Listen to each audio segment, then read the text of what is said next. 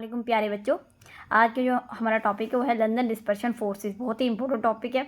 Video को आगे बढ़ने से ये कहूँगी कि मेरे चैनल को सब्सक्राइब करें बच्चों। अगर वीडियो पसंद है तो लाइक करें और अपने फ्रेंड्स तक भी पहुँचाएं। तो स्टार्ट करते हैं हम लोग लंदन डिस्पर्शन फोर्सेस। अब लंदन डिस्पर्शन फोर्सेस क्या है असल में, देखो लंदन डिस्पर्शन फोर्सेस, आपको पहले डायपोल के बारे में बता देती हूँ कि जब हमारे पास अब जो है ना डायपोल कैसे बनता है कि लेट्स सपोज ये मेरे पास एक एटम है, इस पर ये पॉजिटिव चार्ज है, सेंटर पॉजिटिव चार्ज मतलब न्यूक्लियस है, और यहाँ पे सिमिट्रिकल जो है ना इलेक्ट्रॉन अरेंज होते हैं ये शेल में, ठीक है। उसको हम कहते हैं सिमिट्रिकल फॉर्म में अरेंज होते हैं ये इलेक्ट्रॉन नेगेटिव चार्ज, ठीक है। जब हम कोई पॉजिटिव जो है ना या हम यानी डाइपोल जिसको कोई पोल है यानी चार्ज है, जब वो हम इसके करीब करते हैं तो इसके अंदर डिस्टॉर्शन आ जाती है इसके इलेक्ट्रॉनिक क्लाउड में, ठीक है। लेट्स सपोज देखो ये है हमारे पास पार्शियल पॉजिटिव है, तो ये जो अब नेगेटिव नज़र आ रहा है अब इसके अंदर क्या आ रही है, डिस्टॉर्शन आ रही है, क्योंकि तो क्या हो जाएगा, देखो ये इसकी जो है ना ये जो है ना ये ऐसे बन जाएगा, ये हो जाएगा इधर नेगेटिव नेगेटिव नेगेटिव और इधर पॉजिटिव पॉजिटिव पॉजिटिव, तो ये नेगेटिव पोल बन जाएगा और ये पॉजिटिव पोल बन जाएगा। तो ये देखो इस एटम ने इसके अंदर पोल क्रिएट कर दिए, इसको डाइपोल कर दिया है, तो इस प्रोसेस को हम क्या कहते हैं, पोलराइजेशन, ठीक है, डिस्टॉर्शन ऑफ इलेक्ट्रॉनिक क्लाउड, ठीक है। अब लंदन डिस्पर्शन फोर्सेस में क्या होता है, लंदन डिस्पर्शन फोर्सेस किस में होती है, नॉन पोलर मॉलिक्यूल के अंदर होती है, ठीक है। सबसे पहले ये बात याद रखें। अब लंदन डिस्पर्शन फोर्सेस में होता क्या, इसको हम डिफाइन कैसे करते हैं, तो डिफाइन इस तरह करते हैं, attractive forces between temporary dipole and induced and temporary induced. अब देखो दो टर्म है जो आपको कंफ्यूज कर सकती है, एक है टेम्परेरी डाइपोल, एक है हमारे पास टेम्परेरी इंड्यूस्ड डाइपोल, ठीक है बच्चों, इंड्यूस्ड डाइपोल। अब ये टर्म जो है ना आपको समझने वाली है, ठीक है। तो एक टेम्परेरी डाइपोल और एक है हमारे पास टेम्परेरी इंड्यूस्ड डाइपोल, सही है। अच्छा, अब लेट्स सपोज मैं कहती हूँ ये जो हम इसके अंदर डाइपोल क्रिएट हुए हैं, बने हैं, लेट्स सपोज मैं कहती हूँ ये टेम्परेरी डाइपोल है और ये नॉन पोलर मॉलिक्यूल है। अब ये जो है ना ये जो दूसरे नॉन पोलर मॉलिक्यूल होंगे ना, नॉन पोलर, ठीक है, उनके अंदर अब लेट्स सपोज अब ये मॉलिक्यूल घूम रहा है, गैस का मॉलिक्यूल हो सकता है कोई भी, ये भी नॉन पोलर है, ये भी नॉन पोलर है, लेकिन ये नॉन पोलर नहीं है, इसने इसके अंदर क्या कर लिया, टेम्परेरी पोल क्रिएट कर दिया। हमें पता है क्या है, नॉन पोलर मॉलिक्यूल होता है उसके अंदर पोल्स क्रिएट नहीं होते, उसके अंदर पोल नहीं बनते, वो तो नॉन पोलर होता है, ठीक है। लेकिन जब इसके साथ कोई जो है ना एटम आता है जिसका कोई चार्ज होता है, ठीक है, तो वो क्या करता है उसके अंदर पोल क्रिएट कर इसके अंदर कर देता है, यानी डिस्टॉर्शन कर देता है। अब ये टेम्परेरी पोल थोड़ी देर के लिए पोल बन गया है, उसके बाद जैसे ही इसे हटाएंगे तो ये पोल ख़त्म हो जाएगी, फिर दोबारा अपनी सिमेट्री में आ जाएगा। लेकिन यहाँ अब इसके साथ और भी तो एटम है इर्द गिर्द, तो ये क्या करेगा, ये भी ऐसे ही करेगा, इसके इलेक्ट्रॉनिक क्लाउड का ये यहाँ पे पॉजिटिव है ना, तो ऐसे खींचेगा अपनी तरफ, ऐसे यहाँ पे नेगेटिव चार्ज या यहाँ पे पॉजिटिव चार्ज। तो इन दो मॉलिक्यूल के दरमियान जो फोर्सेज है ना, इन दो मॉलिक्यूल के दरमियान, ये मैं पॉजिटिव कर रही हूँ, ठीक है, इनके दरमियान जो फोर्सेस है ना, इसको हम क्या कहते हैं, लंदन डिस्पर्शन फोर्सेस, ठीक है। ये इंस्टेंटेनियस, ठीक है, यानी एक लम्हे के लिए होती है ये फोर्सेस, यूँ समझे, ठीक है, इंस्टेंटेनियस। तो हम क्या कहते हैं, इसको हम दूसरा नाम देते हैं इंस्टेंटेनियस डाइपोल, इंड्यूस्ड डाइपोल। ये इंस्टेंटेनियस है, इसको ये इंस्टेंटेनियस डाइपोल है और इस इंस्टेंटेनियस डाइपोल ने इसके अंदर डाइपोल इंड्यूस किया है, तो क्या होगा, इंस्टेंटेनियस इंड्यूस्ड डाइपोल फोर्सेस, ठीक है। इसको हम कहते हैं लंदन डिस्पर्शन फोर्सेस, सही है। आगे हम चलते हैं बच्चों, ये बात समझ आ गई होगी। अब हम इसके पढ़ते हैं factor affecting the London dispersion forces, बहुत ही इंपॉर्टेंट है। देखो पहला फैक्टर जो है यानी लंदन डिस्पर्शन फोर्सेस जो है वो थर्मोडायनामिक प्रॉपर्टीज़ को कैसे अफेक्ट करती है, मैंने आपको थर्मोडायनामिक प्रॉपर्टी बताई हुई क्या होती हैं। तो अगर हम देखें नोबल गैसेस को, जिसको हम ग्रुप 8A कहते हैं, यानी नोबल गैसेस, ठीक है, नोबल गैसेस का अगर हम देखें, अच्छा अब देखो यानी जिसका इलेक्ट्रॉनिक क्लाउड जितना बड़ा होगा, ठीक है, यानी साइज उतना ज़्यादा होगा, उसके अंदर डिस्टॉर्शन भी उतनी ज़्यादा होगी, तो लंदन डिस्पर्शन फोर्सेस भी उतनी ही स्ट्रांग होंगी।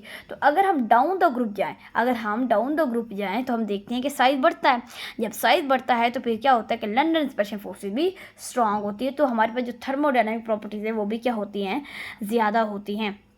देखो जैसे उसने कहा है कि हीलियम है, अब आपकी बुक में एग्जांपल दी हुई है कि मैंने अभी आपको यही बताया है कि जब हम डाउन द ग्रुप जाते हैं तो हमारे पास क्या होता है कि जो है ना, जो पोल बनने की क्षमता है, यानी यूँ समझे कि जो है साइज़ जब बड़ा होता है तो पोलराइजेशन भी बहुत इजी से होती है और ज़्यादा होती है। यानी जो पोल है ना, जब बड़ा साइज़ होता है ना एटम का, तो ये जो पोल है ना ये भी ज़्यादा बनते हैं और ज़्यादा बनते हैं, ठीक है। और जो है ना, तो फिर इनके दरमियान जो फोर्सेस होती है वो भी स्ट्रांग होती हैं, ठीक है। तो इसका मतलब ये अल्टीमेटली साइज़ पर डिपेंड कर रही है लंदन इंस्पेक्शन फोर्सेस, ठीक है। तो अगर हम देखें, अब ग्रुप 8 में हीलियम आ जाती है, प्यारी सी गैस है हीलियम।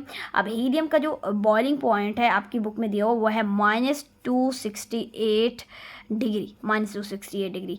जैसे हम डाउन द ग्रुप जाएंगे तो बॉइलिंग पॉइंट इंक्रीज कर रहा है, जैसे उसने आपकी बुक में एग्जांपल दी है रेडॉन गैस की, ठीक है। इसकी आपको एग्जांपल दी हुई है, तो ये क्या है -61.8 डिग्री बच्चों, ठीक है। अब यहाँ पे देखो, ठीक है, अब एटॉमिक नंबर इंक्रीज कर रहा है, तो जो इलेक्ट्रॉन हैं वो अवे जा रहे हैं न्यूक्लियस से, तो जो है ना उनमें क्या हो रहा है, वो फिर उनको हम उनकी पोलराइजेशन यानी पोल आसानी से बन सकते हैं, ठीक है। तो इसका मतलब पोलराइजेबिलिटी पावर भी इंक्रीज़ करती है। अब आपकी बुक में पोलराइजेबिलिटी को एक्सप्लेन भी किया है कि ये क्वांटिटेटिव मेजरमेंट है। इसमें क्या होता है कि इलेक्ट्रॉनिक क्लाउड जो है वो कितना डिस्टॉर्ट हो सकता है या कितना जो है वो क्या हो सकता है, पोलराइज हो सकता है। पोलराइज मीन ये जो इलेक्ट्रॉनिक क्लाउड था ना, देखो अब उसमें पोल में क्रिएट कर दिया, पॉजिटिव चार्ज एक साइड पे आ गए, नेगेटिव चार्ज एक साइड पे आ गए, ठीक है। उसके बाद ठीक है, जब हम कहते हैं कोई स्पीशीज पोलराइज हो गई है तो इसका मतलब उसके अंदर पोल क्रिएट हो गए हैं, ठीक है, समझ आइए बच्चों। अच्छा, अब हेलोजन का जो है ना, उसने भी हेलोजन के बारे में देख लें। अब हेलोजन सारी के सारी क्या होती हैं, तकरीबन लिक्विड होती है एट रूम टेम्परेचर, ठीक है, सॉरी लिक्विड कह रही हूँ, जो है ना वो नॉन पोलर है, नॉन पोलर डायटॉमिक मॉलिक्यूल है।